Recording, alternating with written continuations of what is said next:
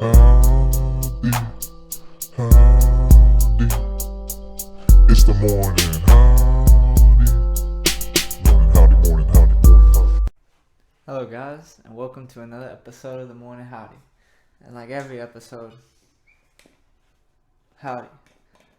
So today's topic is gonna be money. And we all love money. And we all know the world revolves around money. We need it to do everything. It all started with bartering and trading and just sharing the goods that we carried on us or we kept at our homes and people who would come by our towns, yada yada. When was the dollar first adopted as the US currency? 1785. That is when we stepped away and had our own US dollar. But the Romans were the first to print a face on money, and the Chinese were the first over 1,000 years ago to print the first money.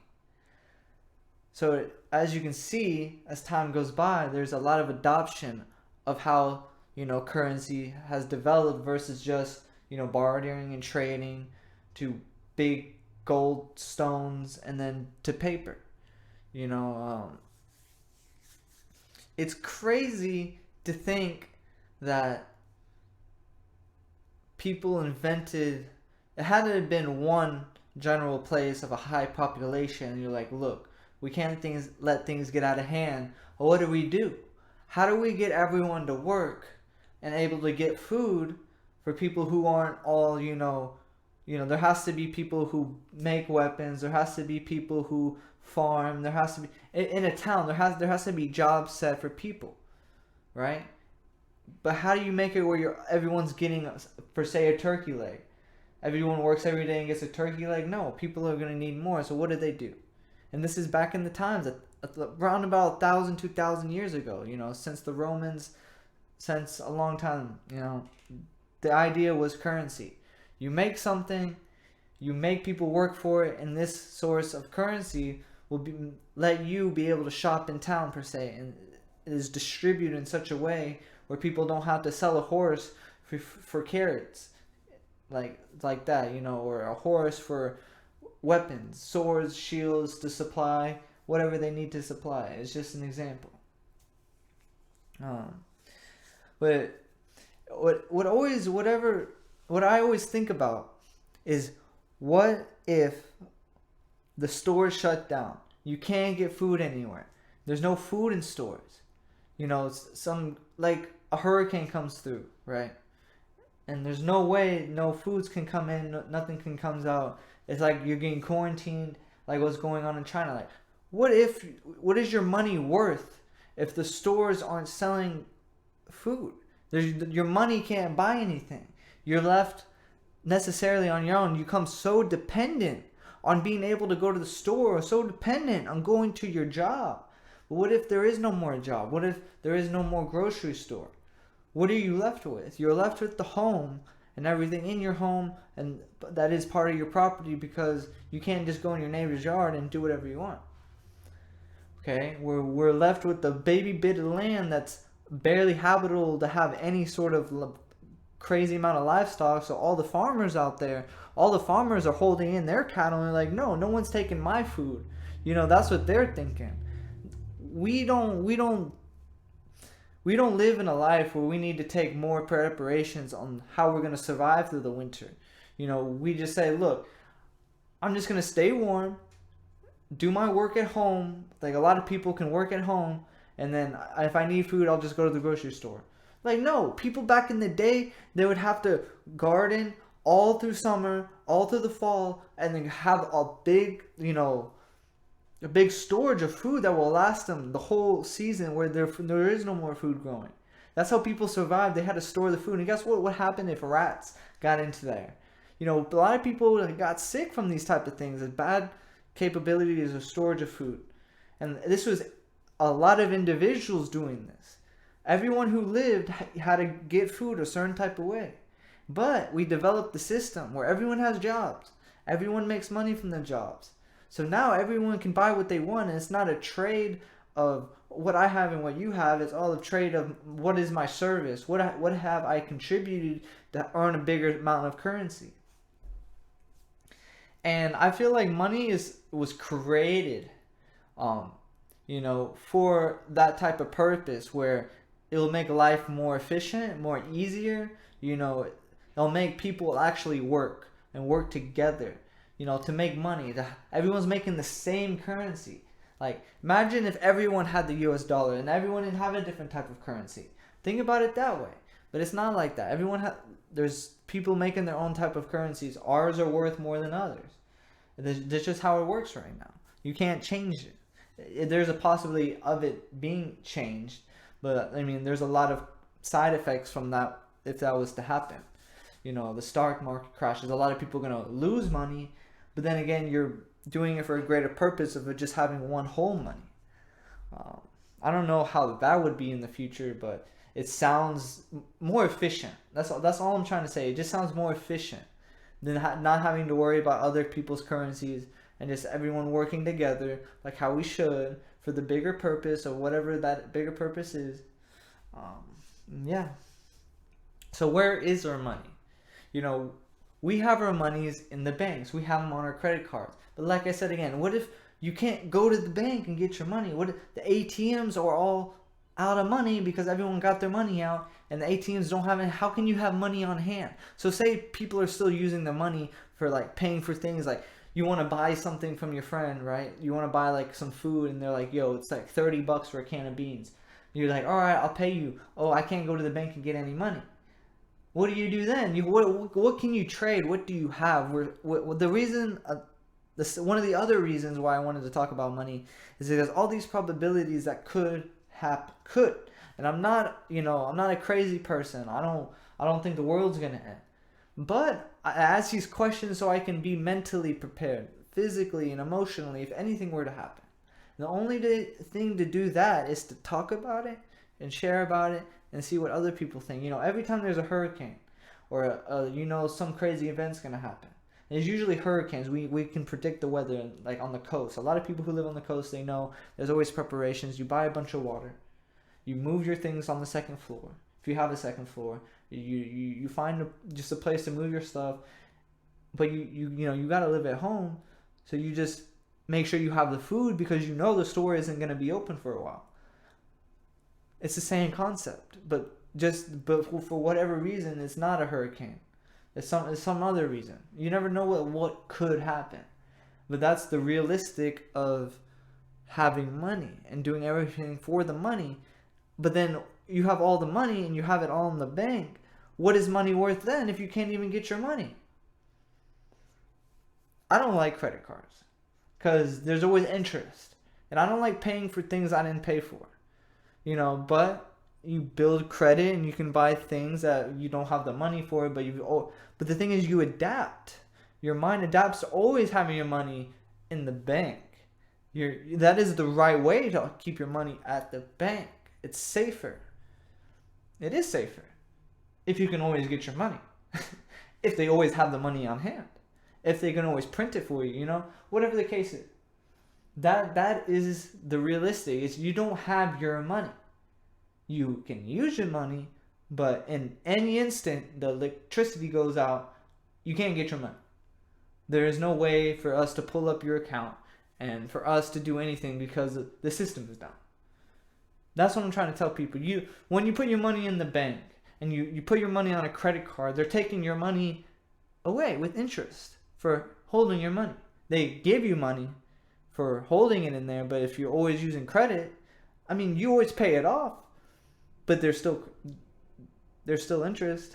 You're still gonna have interest on your card if you don't pay it off completely. We all know this. And that's why I don't like it. You could have a debit card. Debit card is the complete opposite of a credit card, and you could do it that way. But it's the same concept. You still have to get your money from the bank. If you need something to trade, that's what money is for, to hand it to someone. But if there's no electricity, what do you have to hand? Nothing. Anyways. So what is America's most expensive thing that they use the dollar for? And thankfully it's something that is actually beneficial for the future. The International Space Station that costs $150 billion. $150 billion. That is crazy. And you think about, they put something into space that people can go and leave from at any time. That they can go up there and breathe, float around, and just do their research. I don't know what they do up there. That's the interesting part. Like, it's such a mystery, because the only way to know what they do up there is to go up there. I mean, they probably do maintenance. I always check up on the station, whatever projects they're working on. Like, I don't know. I'm gonna have to search it up. I need to know more about the space station, actually. But yeah, that's the most expensive thing America has put the dollar to use for, into one project. The U.S. dollar is made from the factories called mints, and I thought that was crazy. They look like mints. You know, mints can be green, I guess. People say that's like minty is like a green color. I always thought mint was like a white color, but I don't know. These artists, they know all the names. They know all the names. But yeah, the dollar.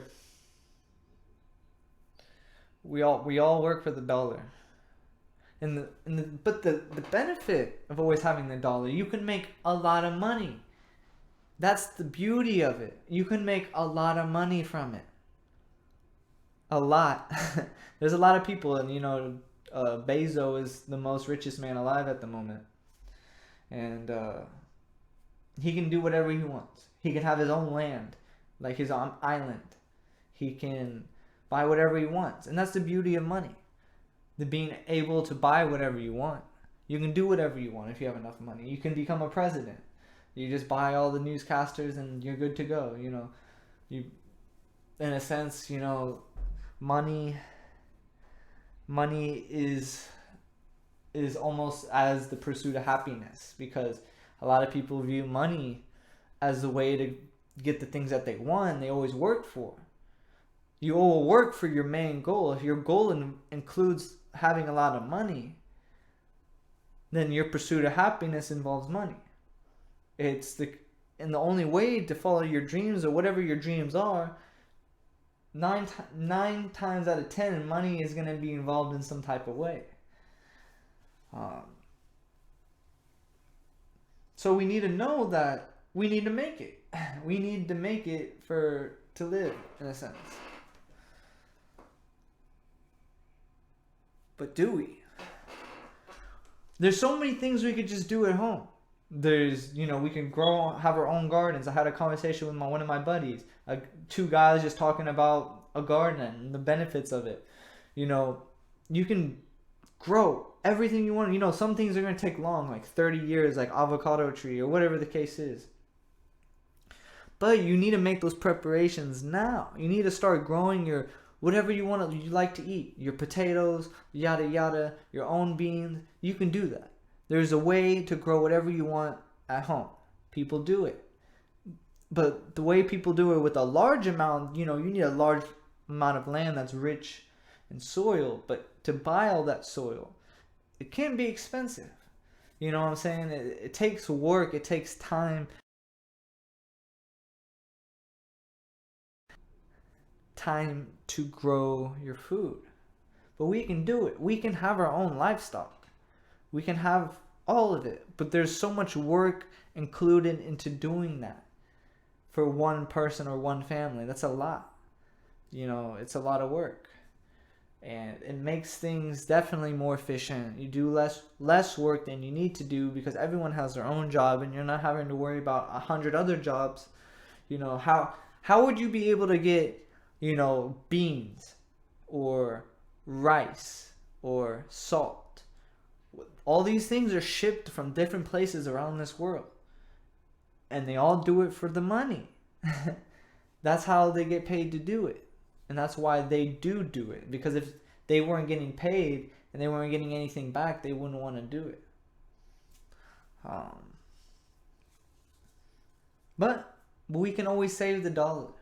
We can always save ourselves from these type of predicaments of, let's just say, not having enough money, or being in a circumstance that is, you can't go to the grocery store. How do you solve these situations? you just do it yourself. You do things yourself that you know you can do, that we've been doing ourselves for a long time. If we have a place to live, we should be utilizing that to the fullest extent of how we could use it. Am I wrong or am I right? Because back in the day, if you had a big piece of land, you were growing your crops, you were doing all these type of things. You would be doing that because that's technically the best way to live, is to have a surplus of food, a surplus of something you can trade with others.